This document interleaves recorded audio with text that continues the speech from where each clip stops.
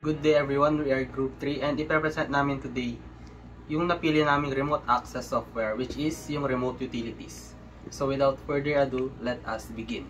Remote Utilities is a remote access software designed for secure, efficient remote control of computers over internet or a local network. It allows users to access and manage remote computers, transfer files, and perform various administrative tasks from a distance.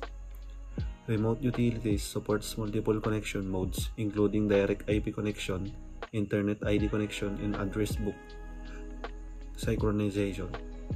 It's commonly used by IT professionals, system administrator, and support technicians for remote support, troubleshooting, and maintenance purposes. Usage and services of Remote Utilities. Remote Utilities is a remote desktop software you could use to manage your organization's computers spread across different locations around the globe. It is achieved this while leveraging a smooth network that allows easy access between the control computer and remote end-user system. Aside from viewing the remote desktop, with Remote Utilities you can first send keys through command. Second, control the remote mouse pointer. Third, transfer files across terminal. Fourth, shut down and restart the remote computer when necessary. Fifth, chat with an end user. Sixth, edit remote Windows registry as well as manage processes and tasks. 7. Provide on-demand remote support to end users around the globe. 8. Manage headlines or unattended workstation service. Lastly, use the inbuilt MSI configurator to customize settings for unattended or attended access. Advantages of Remote Utilities. Configurability. Remote Utilities software accommodates your desires to adapt it to your needs. With its MSI configurator, the software offers you the luxury of customizing it to suit your unique needs before deployment. Security. Remote Utilities offers you TLS encryption and security options ranging from two-factor authentication to IP filtering. Scalability. Remote Utilities is a unique disruption of the one-size-fits-all nature of other remote access software solutions. It offers you flexible options to upgrade or retain your user license. Routing servers. While most remote access software solutions require complex and costly web architecture to establish their networks, Remote Utilities allows you to make direct connection via LAN or VPN with little or no internet access. In addition, the software offers you the alternative to establish an Internet ID connection through the Remote Utilities routing servers. These servers grant you remote access to computers over the internet without additional network configuration. Self-hosted server. Remote Utilities offers you the flexibility to choose between our routing servers or your self-hosted server to establish a remote connection. A disadvantage of the software is in its configuration. Configuring and utilizing the software can be confusing at first for beginners. To fully configure and use the software properly, a basic tutorial and demonstration video is needed, which will be the next part of our presentation. So good day everyone, ngayon i-demonstrate ko sa inyo kung paano gumagana yung basic functions ng Remote Utilities. Marami siyang pwedeng gawin, pero ang ituturo ko lang sa inyo is paano i-connect itong dalawang device and yung mga basic functions niya. So dito makikita nyo meron tayong dalawang laptop. Itong una is yung host, yung gagawin nating host. Then yung pangalawa naman is yung gagawin nating viewer. Itong host, ito yung parang ko-controlin natin na device. And then itong viewer naman, ito yung magko-control dito sa host. So first things first, i-install natin yung software na Remote Utilities sa parehong device. So una, punta kayo dito sa website ng Remote Utilities. And then yan, free download. Then download viewer plus host. So parehas yung gagawin yung sa dalawang device. Yun. Then pag na-download na yun, ito na siya. Ito yung na-zip na folder. Tapos pag na-unzip, Pag na-unzip kasi yan, meron siyang host, saka meron siyang viewer. Since itong laptop na to is ito yung gagawin nating host, yung host yung gagamitin natin na installer. So, click nyo lang yan. Yes.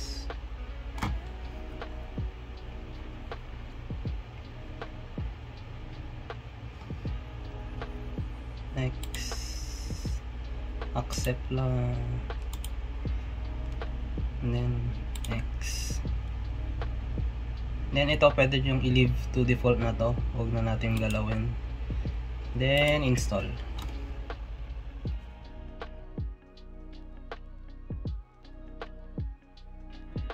So, nagpakita dito is there is already a password set. Kasi tinesting ko na siya dati dito sa laptop na to. Pero for this tutorial, sige, i-reset na lang uli natin. Yes, caps lock is on. Ang password na lang natin is admin. Admin na small letter lahat. Okay. So, yun, tapos na.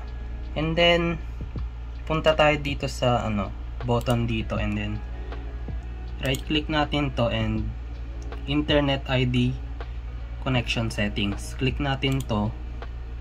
Then, ito. Kailangan nating i-memorize to kasi kailangan natin to mamaya. Itong Internet ID na to.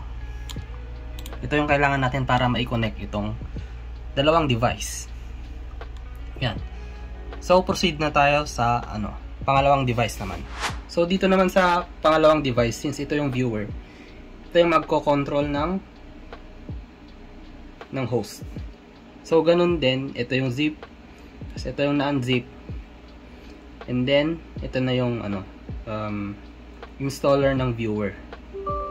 So, install lang natin ulit.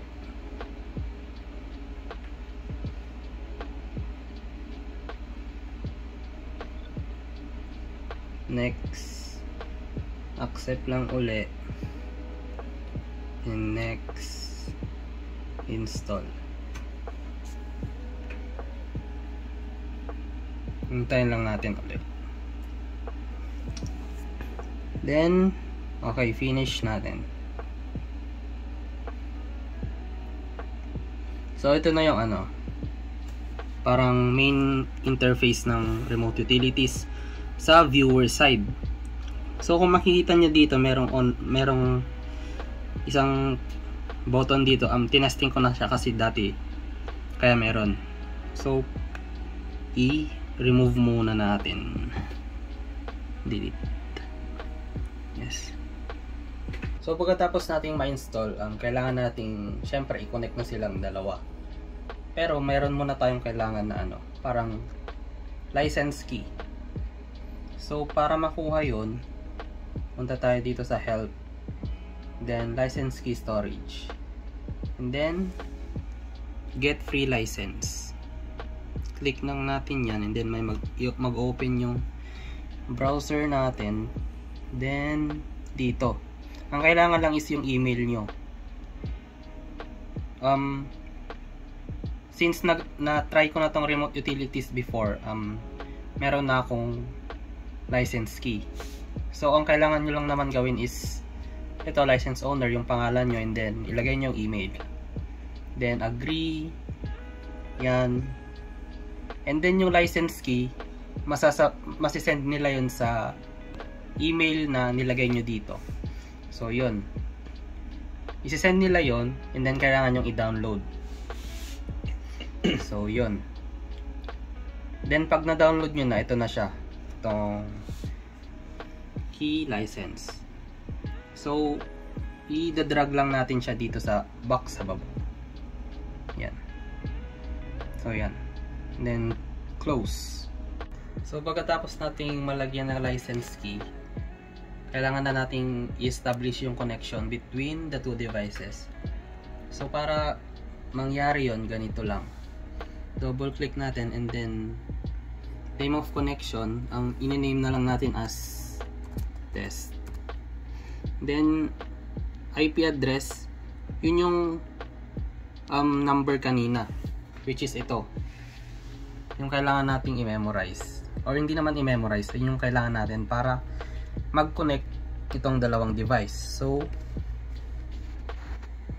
773-308-588-117.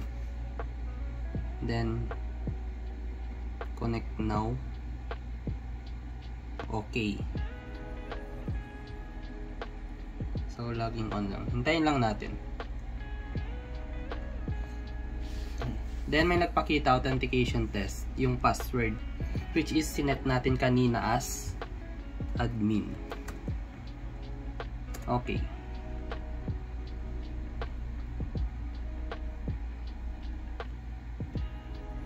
So yan. As you can see, yung nagpapakita sa screen natin is yung screen ng host. So pwede bang i-wide natin yan para makita lang. Yung boss. Oo. So yan. So nakikita nyo, dito ako nagko-control dito sa laptop na to, pero nako-control siya dito sa isa pang laptop. So kunyari, double click natin yung word. Yan. So nako-control natin to gamit itong isang laptop. Yan. Diba? So X natin to. Minimize natin. So as you can see, ito yung ginagamit ko na pang control. Wala akong ginagalaw dito.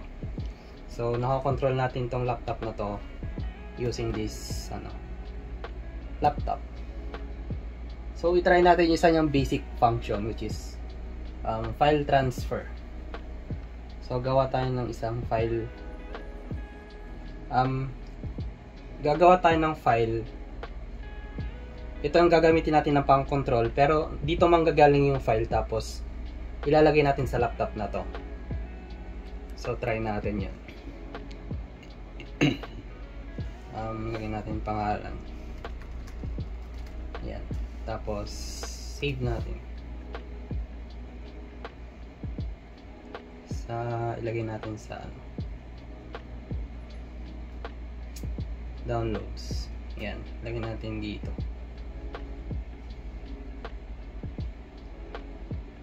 Yan. So yung file na ginawa natin nandito sa laptop na to. Ang goal natin is mapunta siya dito. So ito yung ginamit natin para magawa yung file, pero nandito pa rin siya nakasave. So para mag file transfer, I think dito siya. Yun, file transfer. So dito makikita natin yung, sige, pakita mo dito. Makikita natin yung parang storage ng boot device. I think ito yung Acer. Itong laptop na to, tapos ito naman yung isa, which is yung host. So hanapin lang natin yung sinave natin kanina. So after natin malocate yung file na sinave natin dito sa isang laptop, after malocate natin siya dito, ang kailangan natin is i-drag lang. So itong dito na side, ito yung sa host na laptop, tapos ito naman yung sa viewer. So i-drag lang natin. So nandito na siya. Ibig sabihin, ito downloads folder to. So andito na siya. So yan. Ito yung ginawa nating file from the other laptop, which is final transfer natin sa laptop na to. So yun. Isa lang yun sa mga basic functions na kayang gawin ng remote utilities. And marami pa siyang kayang gawin. So yun, sana may natutunan kayo sa video na to. And